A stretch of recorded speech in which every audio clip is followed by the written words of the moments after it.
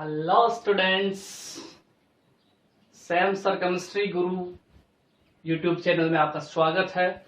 और आज का जो अपना वीडियो का कंसेप्ट है वो बहुत ही इंपॉर्टेंट इलेक्ट्रोकेमिस्ट्री का एक बहुत ही इंपॉर्टेंट टॉपिक है जो अपन डेली लाइफ में यूज करते हैं।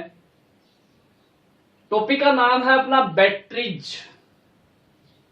आपने देखिए बहुत सारे जो इंस्ट्रूमेंट्स होते हैं, जो इलेक्ट्रिक इंस्ट्रूमेंट्स होते हैं, उनमें बैटरीज का उपयोग किया जाता है, सेलों का उपयोग किया जाता है। ये सेल या बैटरी क्या होती है, किस प्रकार से इनके अंदर से केमिकल एनर्जी है वो इलेक्ट्रिकल एनर्जी में कन्वर्ट होती है, क्या होती है ये बैटरीज। तो ध्यान देना, एक्चुअली जो बैटरीज होती है वो सोर्स ऑफ लाइट, विद्युत का एक स्रोत होती है। इलेक्ट्रिक करंट फ्लो होता है इनमें क्या होता है, इन बैटरीज में क्या होता है, chemical energy convert in electrical energy. Chemical energy है, रासायनिक ऊर्जा है, वो विद्युत ऊर्जा में कन्वर्ट होती है। एक अच्छी क्वालिटी की जो बैटरी होती है उनकी विशेषता क्या होती है, ध्यान देना।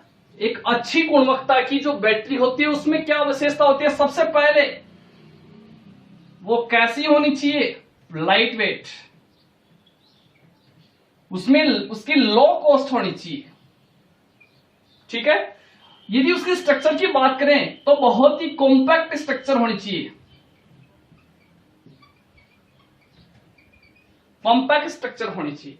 और सबसे इंपॉर्टेंट बात, उससे एक स्टेबल वोल्टेज की धारा प्रवाह होनी चाहिए, उससे एक स्थायी वोल्टता की धारा प्राप्त होनी चाहिए लंबे समय तक। सेल या बैटरी को काम में लेते समय उसके वोल्टेज या उसके धारा में कोई परिवर्तन नहीं होना चाहिए। ये एक अच्छी बैटरी के गुण होते हैं।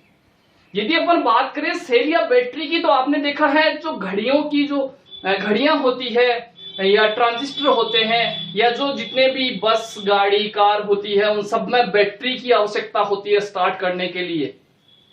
या जितने भी इंस्ट्रूमेंट जो लाइट से चलते हैं उनमें बैटरी लगी होती है। दैनिक जीवन में इस बैटरी का बहुत ज्यादा यूज होता है। ये बैटरी सेल्स है वो दो टाइप के होते हैं, नंबर एक प्राइमरी बैटरीज और नंबर दो सेकेंडरी बैटरीज, जिनको कहा जाता है स्टोरेज सेल। मैं एक उदाहरण की सहायता से आपको दोनों प्रकार के सेलों को बहुत ही आसानी से समझा सकता हूं। यहां पर बहुत ही आसानी से दोनों प्रकार के जो बैटरीज होती है, जो सेल होते हैं, उनको एक्सप्लेन किया जा सकता है एग्जाम्पल लेकर के। आपने ध्यान दिया है, एक तो इस प्रकार की बैटरी होती है जो दीवार घड़ी में काम में ली जाती है, ट्रांजिस्टर में काम में ली जाती है, रिमोट में काम में ली जाती है। वो जो बैटरीज होती है, सेल होते हैं, उनको बोलते हैं प्राइमरी बैटरीज, ड्राई सेल होते हैं। और आपने दूसरी टाइप की ऐसी बैटरियां देखी है जो गाड़ियों में लगी होती है, सेकेंडरी बैटरीज उनको कहा जाता है। लेड सेल उनका एग्जाम्पल है।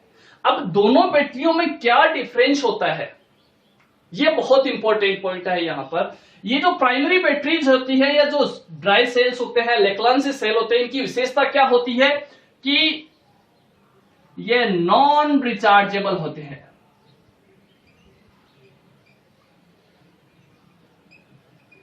ये नॉन रिचार्जेबल होते हैं। इसका मतलब इस प्रकार के सेल होते हैं जो प्राइमरी सेल होते हैं, इन्हें केवल एक ही बार यूज में लिया जा सकता है। इनसे केवल एक ही बार धारा प्रवाह किया जा सकता है, विद्युत धारा या वोल्टता प्राप्त की जा सकती है। इसके पश्चात ये निष्क्रिय हो जाते हैं। इनमें होने वाली जो केमिकल रिएक्शन होती है वो इरिवर्सिबल होती है। इसकी वजह से एक ही बार धारा प्राप्त की जा सकती है। ये ध्यान देना, इनमें होने वाली जो केमिकल रिएक्शन है वो कैसी होती है, इरिवर्सिबल रिएक्शन।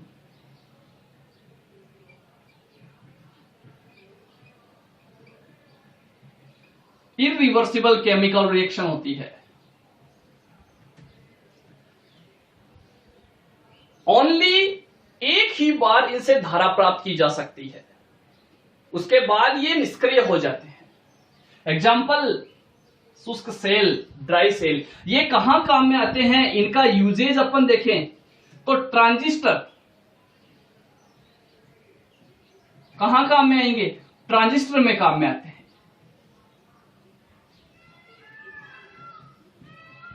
घड़ियों में ये काम में आते हैं, एक ही बार इनका उपयोग किया जा सकता है। दूसरी तरफ अपन देखें सेकेंडरी बैटरीज, आपने ध्यान दिया है जो गाड़ियों में जो बैटरी काम में ली जाती है, इन्वर्टर जो बैटरी होती है, उस बैटरी को अपन बार बार प्रयोग में ले सकते हैं, बार बार उनका उपयोग किया जा सकता है। एक बार डिस्चार्ज हो गई, पुनः चार्ज करके उसे उपयोग में ले सकते हैं। क्यों, किसकी वजह से, क्योंकि ये जो सेकेंडरी बैटरीज होती है, इनमें क्या होता है कि जो होने वाली केमिकल रिएक्शन होती है वो रिवर्सिबल होती है। रिवर्सिबल रिएक्शन होती है जो दोनों दिशाओं में चलती है। जैसे ही डिस्चार्ज होती है पुनः इसको चार्ज कर लिया जाता है और काम में लिया जा सकता है। तो सेकेंडरी बैटरी की विशेषता क्या हो गई,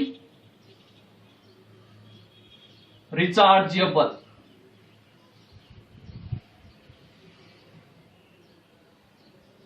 क्लियर।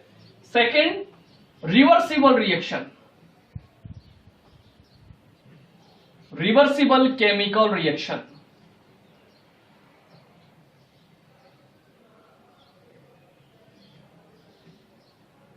क्लियर बात, बार बार इन्हें यूज लिया जा सकता है। जैसे ही डिस्चार्ज हुई, इसको कर लो चार्ज, वापस दोनों दिशाओं में रिएक्शन चलती है, ध्यान रखना, रिवर्सिबल रिएक्शन होती है। जैसे फॉर एग्जांपल लेड बैटरी जो वाहनों में काम में आती है, यूजेज की अपन बात करें, व्हीकल्स के अंदर इसका उपयोग किया जाता है। सेकेंडरी बैटरी ने स्टोरेज बैटरी कहते हैं। आज अपन यहां जो अध्ययन करेंगे वो है primary battery, dry cell, Leclanche cell क्या होता है। तो बहुत ही इंपॉर्टेंट और बहुत ही इजी है। प्राइमरी बैटरीज की अपन बात करें, यहां अपन आज पढ़ेंगे इस वीडियो में प्राइमरी बैटरीज क्या होती है। शुष्क सेल, लेक्लांसी सेल, ये आज अपन पढ़ेंगे। यहां पर ड्राई सेल, और ड्राई सेल में भी किसका एग्जाम्पल, इस सेल को क्या कहा जाता है, लेक्लांसी सेल भी कहा जाता है। क्लियर। यहां ध्यान देना कैसी इसकी बनावट होती है। ट्रांजिस्टर रेडियो में जो सेल काम में लिया जाता है उस सेल को अपन बोलते हैं ड्राई सेल, लेक्लांसी सेल। उस सेल को केवल एक ही बार प्रयोग में लिया जा सकता है, उसके बाद वो निष्क्रिय हो जाता है। इसको बार बार चार्ज करके प्रयोग नहीं ले सकते। देखो ड्राई सेल की स्ट्रक्चर की अपन बात करें, इसी बनावट की अपन बात करें तो ड्राई सेल की बनावट कैसी होती है। यहां ध्यान देना, ड्राई सेल की स्ट्रक्चर में क्या होता है, इस प्रकार का एक जिंक का पात्र होता है, जस्ते का पात्र होता है।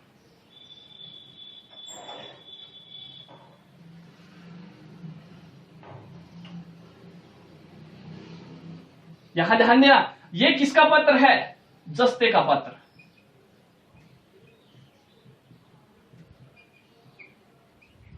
जिंक का पात्र होता है जो कि किसका कार्य करता है, एनोड का। यहां ध्यान देना, ये किसका कार्य करेगा, एनोड का। बहुत इंपॉर्टेंट फैक्टर है यहां पर।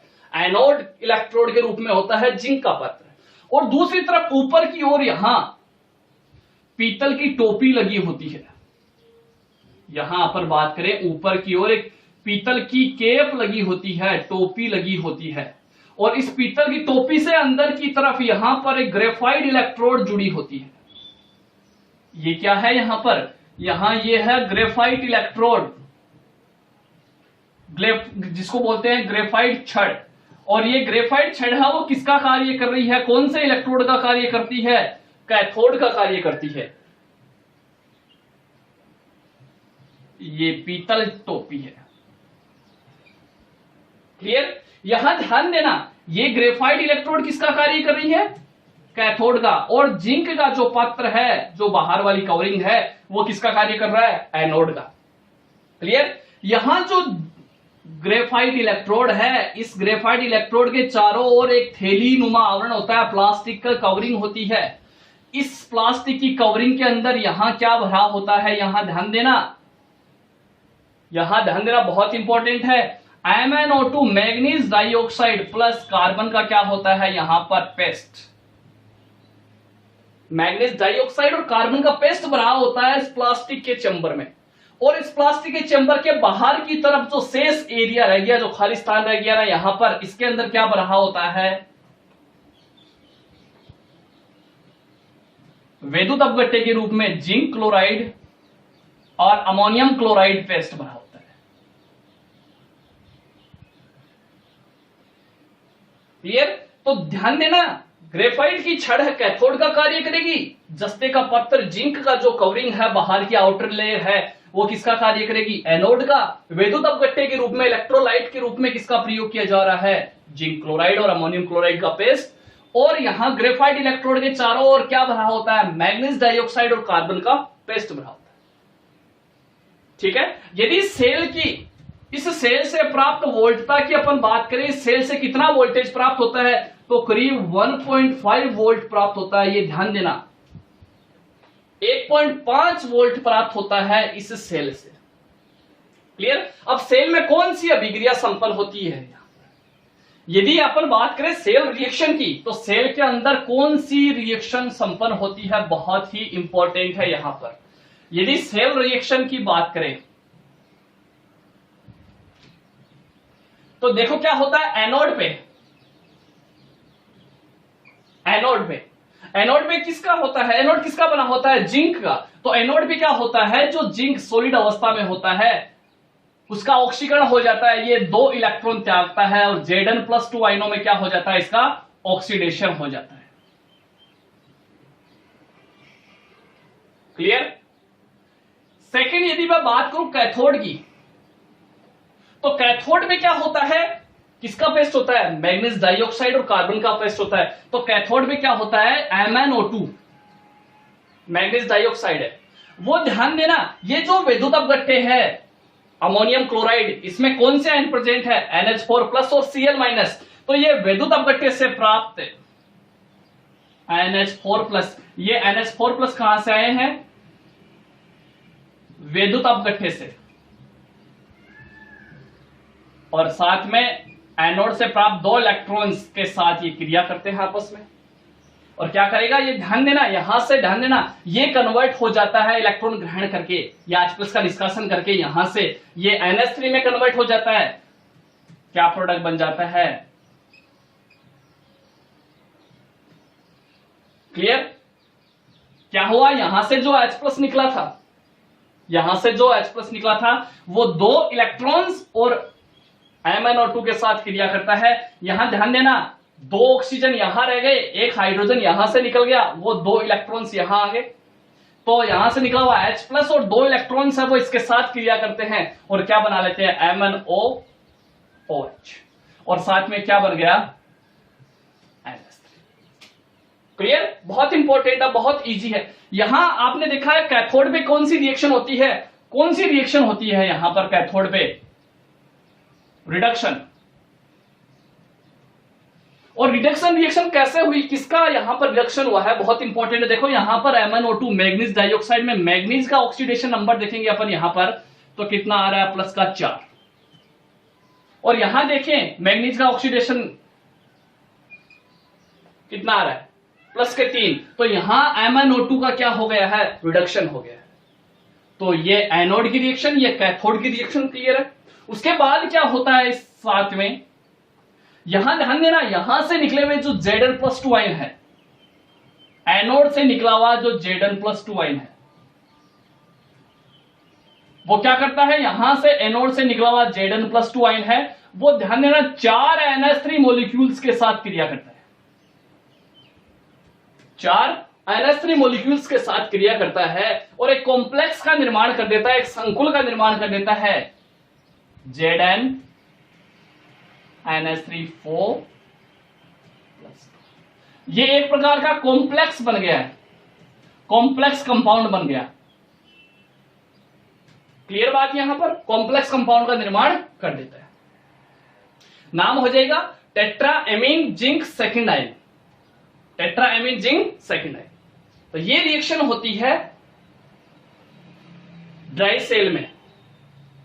इस प्रकार से केमिकल एनर्जी है, केमिकल रिएक्शन के परिणाम स्वरूप केमिकल एनर्जी से इलेक्ट्रिकल एनर्जी बन गई यहां पर। क्लियर? यहां एक इंपॉर्टेंट फैक्टर और है कि सेल की एक सबसे बड़ी कमी है कि इस सेल के अंदर, यहां ध्यान देना, ये जो अमोनियम क्लोराइड पेस्ट लिया जाता है इसकी नेचर कैसी होती है? एसिडिक नेचर होती है। ये एसिडिक नेचर का होने की वजह से यहां से लीकेज की समस्या हो जाती है इस सेल में। यहां ध्यान देना, ये जो वैद्युत अपघट्य के रूप में अमोनियम क्लोराइड लिया है, इसकी एसिडिक नेचर की वजह से लीकेज हो जाता है इस सेल में। तो आजकल इन सेल के स्थान पर लीक प्रूफ सेल का प्रयोग किया जाता है। किसका प्रयोग किया जाता है? ध्यान देना, लीक प्रूफ सेल का। लीक प्रूफ सेल का प्रयोग किया जाता है। और लीक प्रूफ सेल में क्या किया जाता है? अमोनियम क्लोराइड के स्थान पर किसका उपयोग किया जाता है? पोटेशियम हाइड्रोक्साइड का उपयोग किया जाता है। ये इस प्रकार से प्राइमरी बैटरी है, उसमें सेल रिएक्शन कंप्लीट होती है।